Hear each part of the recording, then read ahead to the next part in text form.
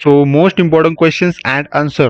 दोस्तों आज की इस वीडियो लेक्चर में हम चैप्टर नंबर 11 को स्टार्ट कर रहे हैं, इन्हांसमेंट ऑफ फूड प्रोडक्शन। दोस्तों ये जो चैप्टर नंबर 11 है हमारा, इसके ऊपर भी मतलब देखा जाए तो अच्छे खासे क्वेश्चन आते हैं। मतलब जो भी फूड के रिलेटेड जो भी क्वेश्चन होते हैं ना, मतलब फूड कैसे इन्हांसमेंट होता है, कैसे फूड का प्रोडक्शन होता है, ओके, फूड के ऊपर जो भी प्लांट ब्रीडिंग डिसीज जो होते हैं, मतलब कैसे कैसे फूड के ऊपर डिसीज फॉर्म होते हैं, या फिर फूड के ऊपर कैसे कैसे डिसीज फॉर्म हो सकते हैं, उसके ऊपर दोस्तों आपको इस चैप्टर के अंदर क्वेश्चन आते हैं दोस्तों। ओके, तो यहाँ पे इसके स्टेप्स यहाँ पे मतलब हमारा फर्स्ट क्वेश्चन यहाँ पे ऐसा है, explain the process of a plant breeding for disease resistance. मतलब जो भी डिसीज रेजिस्टेंस होता है ना, मतलब डिसीज को हम कैसे रोक पाए, ओके, दैट इज कैसे हम उसे मतलब डिसीज प्लांट को डिसीज ना होने पाए। मतलब अगर दोस्तों प्लांट को डिसीज नहीं हुआ तो उसके फ्रूट को भी डिसीज नहीं होगा। इट मीन्स ये इनडायरेक्ट कनेक्शन आपको पता है, ओके, मतलब इट मीन्स डायरेक्ट कनेक्शन है।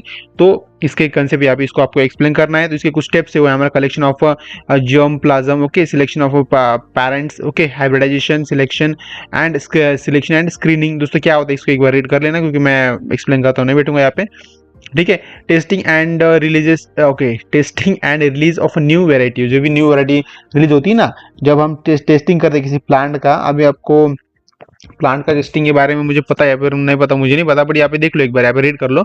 ओके, देखो, multiple locations find fine trials are conducted. Okay, मतलब मल्टीपल लोकेशन के पास जाते हैं, जो प्लांट को स्टडी करते हैं ना, जो जो हम उसे डॉक्टर बोल सकते हैं, तो वो क्या करते हैं, मल्टीपल लोकेशन के पास जाते हैं और सभी प्लांट को क्या करते हैं, मतलब कुछ कुछ प्लांट क्या करते हैं, उनके ऊपर टेस्टिंग करते हैं, ठीक है। If is successfully the new variety is release, मतलब अगर वो सक्सेसफुली फॉर्म हो गए, मतलब वो प्लांट सक्सेसफुली उनके ऊपर वैरायटी जो भी उन्होंने अप्लाई किया है, अगर वो सक्सेसफुल हो गई तो उसे क्या करते हैं, रिलीज करते हैं टू कमर्शियल कल्टिवेशन के लिए, ओके, कल्टिवेशन के लिए, ठीक है। एग्जाम्पल इसके यहाँ पे देख लेना, वीट होता है, ओके, ब्रिंजल होता है, ठीक है, पूसा पूसा पर्पल लॉन्ग होता है, मतलब क्या होता है एक बार देख लेना अच्छे से, राइस होता है, ठीक है।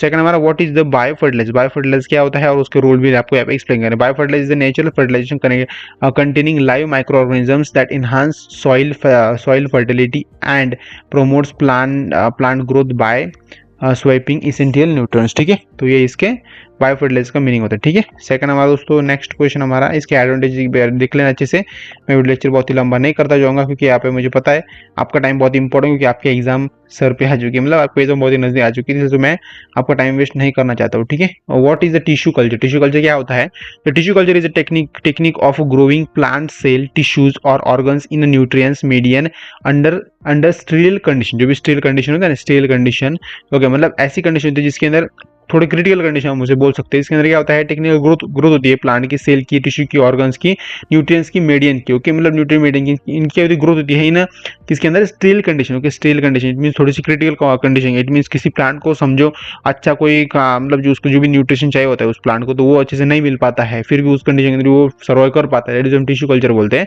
ठीक है। समझो एग्जाम्पल देने में दिया मैंने आपको यहाँ पे, इसको आपको डिटेल में पढ़ना ही पड़ेगा। ये जो चैप्टर है ये चैप्टर आपको ऊपर ऊपर से देख के समझ में नहीं आएगा, चीज आपको इसको डिटेल के अंदर ही समझना पड़ेगा, तभी आपको चैप्टर अच्छे से क्लियर हो जाएगा। इसके स्टेप्स यहाँ पे देखे दे रखे हैं, selection of explains, okay, sterilisation होता है, ओके, क्लॉजेस फॉर्मेशन होता है, डिफरेंशिएशन एंड ग्रोथ होती है, एक्मिलेलाइजेशन होता है, ठीक है। तो एक बार पढ़ लेना अच्छे से, ठीक है। नेक्स्ट है difference between inbreeding and outbreeding in animal breeding. क्योंकि इनब्रीडिंग क्या होता है, आउटब्रीडिंग क्या होता है, इसको एक बार देख लेना। और इनब्रीडिंग इसकी डिफरेंस क्या है, meeting between closely related individual, second meeting between unrelated individual. जो भी अनरिलेटेड रिलेटेड होते हैं ना इंडिविजुअल्स, उनके साथ क्या होती है, मीटिंग होती है, और इसके साथ मीटिंग होती है क्लोजली रिलेटेड इंडिविजुअल के साथ होती है, ठीक है। तो ये इसके एक बार इसको अच्छे से रीड कर लेना। बोथ मेथड यूजफुल है depending on the breeding objective, okay, इसके अंदर बहुत ही यूजफुल होते हैं, ठीक है।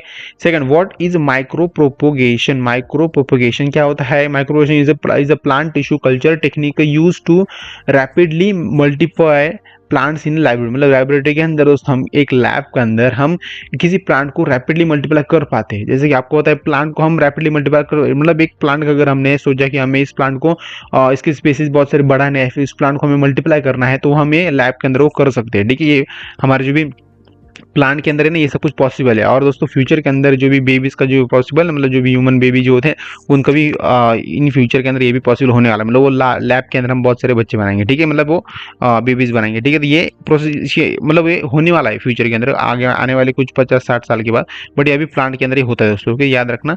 इसके स्टेप्स यहाँ पे माइक्रो प्रोपोगेशन क्या होता है, इसके स्टेप्स यहाँ पे कैसे होते हैं वो, ओके, और एडवांटेज देख लेना अच्छे से, ठीक है। व्हाट इज और single cell protein, okay, SCP बोलते हैं। सिंगल सेल प्रोटीन क्या होता है आपको बताना होगा। सिंगल सेल प्रोटीन क्या होता है, is refer to protein obtained from microbials source like bacteria, algae, fungi and yeast. जो भी होते हैं ना, ये क्या होता है, सिंगल सेल प्रोटीन होते हैं। क्या होते हैं, सिंगल सेल प्रोटीन होते हैं, ठीक है। तो इसके एग्जाम्पल यहाँ पे क्या है, हमारा एल्गी होता है, फंगा होता है, बैक्टीरिया होता है। इसके यहाँ पे एडवांटेजेस यहाँ पे देखिए, हाई प्रोटीन कंटेंट, इसके अंदर हाई प्रोटीन होता है, कितना होता है, 40 to 80% होता है, ठीक है।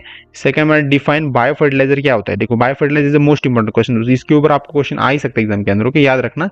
Bio fertiliser is the process of increasing the nutritional quality of crop. जो भी क्रॉप होते हैं ना, क्रॉप के अंदर न्यूट्रिशनल क्वालिटी क्या होता है, वो बढ़ाता है थ्रू द ब्रीडिंग और genetic engineering, through the breeding, okay, या फिर वो जेनेटिक इंजीनियरिंग के थ्रू बढ़ा सकता है, ठीक है। इट मीन दोस्तों, ये प्रोसेस भी आपकी काफी होती है, लैबोरेटरी के अंदर होती है, परफॉर्म होती है, ठीक है। Explain the bio fertiliser crop के बायो क्या होता है, आयन रिच राइस होता है, ओके, मतलब ये क्रॉप के यहाँ पे स्पेसीज या फिर टाइप हम बोल सकते हैं, ठीक है। Second, explain the role of apiculture in a food production. जो भी एपीकल्चर होता है ना फूड प्रोडक्शन के अंदर, तो उसको आपको एक्सप्लेन करना है। एपीकल्चर मतलब क्या होता है, ओके, बिग, ओके, क्या होता है, बिग बोलते हैं, ठीक है। मतलब क्या होता है दोस्तों, is a rearing of honey bee for honey and other products like beeswax and royal jellies, okay, ये इसके एपीकल्चर वैसे हम बोल सकते हैं, ठीक है। इंपॉर्टेंट एपीकल्चर क्या होता है, आप एक बार अच्छे से देख लेना और इससे एग्जाम्पल भी अच्छे से समझ लेना, ठीक है। Second, what is dairy farm management. Dairy farm management कैसे होता है, तो इसके ऊपर भी क्वेश्चन आ सकता है, इंपॉर्टेंट, ठीक है। Dairy farm management is involve efficiency of hiding of cattle form milk production. जो भी हैंडलिंग है, हैंडलिंग यहाँ पे वर्ड, सॉरी, तो जो भी कैटल्स होते हैं ना, जो भी आपके कैटल्स, इट मीन्स आपकी जो भी प्रोडक्शन क्या होता है, डेयरी प्रोडक्शन क्या होता है, क्या होता है हमारा, वहाँ पे जो भी बफेल हो सकती है या फिर हमारे गाय हो सकती है, उनको हमें क्या करना पड़ता है, हैंडल करना पड़ता है। किसके वक्त, जो भी मिल्क प्रोडक्शन होता है ना, तब उसको हमें उन्हें हैंडल करना पड़ता है। तो क्या डिवीजन कहते हैं, डेयरी फार्म मैनेजमेंट, ठीक है, डेयरी फार्म मैनेजमेंट। तो इम्प्रूव करने के लिए क्या क्या जरूरी है, क्या नहीं जरूरी है, यहाँ पे देख लेना। ये बहुत ही कम अमाउंट के अंदर दोस्तों मैंने यहाँ पे ये टॉपिक ले रखे हैं दोस्तों, इनके क्वेश्चन आंसर ले रखे हैं, तो इसको आपको एग्जाम के लिए प्रिपेयर नहीं करना है दोस्तों। इसको सिर्फ आप एक मैं बोलता हूँ ना, आपको जो भी की पॉइंट जो होता है ना, वैसे आपको इसको याद रखना है, ओके, क्योंकि आपके एग्जाम के लिए वो हेल्पफुल रहेगा। इसको इतने कोई अगर आपने लिख दिया, मतलब ये इतने अगर आपने लिख दिया एग्जाम के अंदर, तो आपको इसका फुल मार्क्स नहीं मिलेंगे दोस्तों, ये याद रखना दोस्तों, ठीक है। Describe the green revolution and its impact on Indian architecture, okay, agriculture, मतलब क्या होता है ग्रीन रिवॉल्यूशन क्या होता है और इसके इम्पैक्ट क्या कौन कौन से हो सकते हैं हमारे इंडियन एग्रीकल्चर के ऊपर, ठीक है। तो ग्रीन रिवॉल्यूशन इसको एक बार देख लेते हैं, ठीक है। Was agriculture transformation in 1960s led by doctor MS Swaminathan, okay, जो भी मतलब इन्होंने ग्रीन रिवॉल्यूशन के बारे में एक बताया था दुनिया को 1960s के अंदर, सिटी के अंदर, ओके। इम्पैक्ट क्या होता है, इसके इंक्रीजेस क्रॉप प्रोडक्शन होता है, that is wheat and rice का हमें करना पड़ेगा वो, ठीक है। Use of high yield and variety of, that is HYV seed को हमें क्या करना पड़ता है, हाई, मतलब उनको यूज करना पड़ेगा हमें, ठीक है। Increase the fertilisation and irrigation, इनको हमें इंक्रीज करना पड़ेगा, तभी हमारे इंडिया के अंदर या फिर तभी हमारे लैंड के अंदर क्या होगा, जो भी ग्रीन रिवॉल्यूशन, मतलब पूरा जमीन हमारी ग्रीन हो जाएगी, इट मीन ग्रीन रिवॉल्यूशन यहाँ पे हो जाएगा, ठीक है। तो इतना ही, मतलब इनका इतना ही कहना है ऐसा, ठीक है। नेगेटिव पे क्या हो सकता है, सॉइल डिग्रेडेशन हो सकता है due to the excessive fertilisation, okay, और डिलाइंग द इन बायोडाइवर्सिटी, मतलब ऐसा कुछ हो सकता है यहाँ पे। तो आए दोस्तों, आपको वीडियो अच्छा लगा, वीडियो को लाइक शेयर सब्सक्राइब कर देना, और बाय फ्रेंड, मिलते हैं चैप्टर नंबर 12 के अंदर।